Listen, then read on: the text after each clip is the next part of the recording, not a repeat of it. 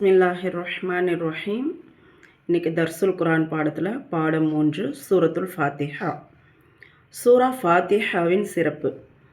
சூரா ஃபாத்திஹா குர்ஆனின் இதர சூறாக்களை விட மிகவும் உயர்வும் அந்தஸ்தும் பெற்றதாகும்.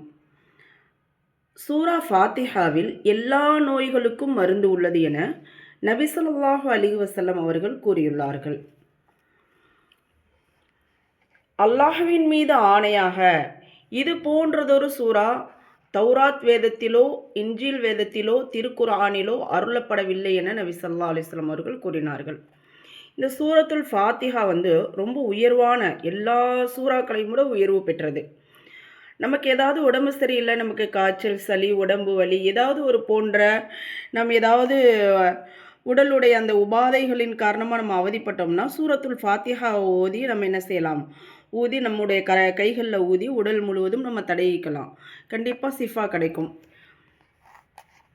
அதான் அல்லாஹ்வின் மீது ஆணையாகன்னு ரசூல்லா சொல்லியிருக்காங்க. இது போன்றது ஒரு சூறா முன்னாடி உள்ள தௌராத் வேதத்திலோ இன்ஜீல் வேதத்திலோ இல்லை திருக்குரான்லேயோ இது போன்ற சூறா இல்லை. இது அந்தளவுக்கு மிக சிறப்பு வாய்ந்தது. ஒரு தடவை ஹஸ்ரத் ஜிப்ராயில் அலைஹிஸ்ஸலாம் அவர்கள் நபி ஸல்லல்லாஹு அலைஹி வஸல்லம் அவர்களிடம் அமர்ந்திருந்தார்கள்.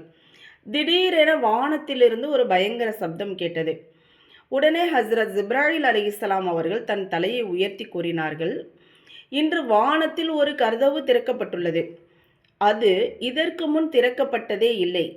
மேலும் அதிலிருந்து ஒரு வானவர் இறங்கி வந்தார். அவர் இதுவரை பூமிக்கு இறங்கி வந்ததே இல்லை. அந்த கதவும் இதுக்கு முன்னாடி திறக்கப்பட்டதில்லை, அந்த மலக்கும் இதற்கு முன்னாடி இங்கே வந்ததில்லை. அந்த வானவர் நபி ஸல்லல்லாஹு அலைஹி வஸல்லம் அவர்களிடம் வருகை தந்து சலாம் கூறிவிட்டு கூறினார், நான் தங்களுக்கு 2 பிரகாசங்களின் சுப செய்தி கூற வந்துள்ளேன்.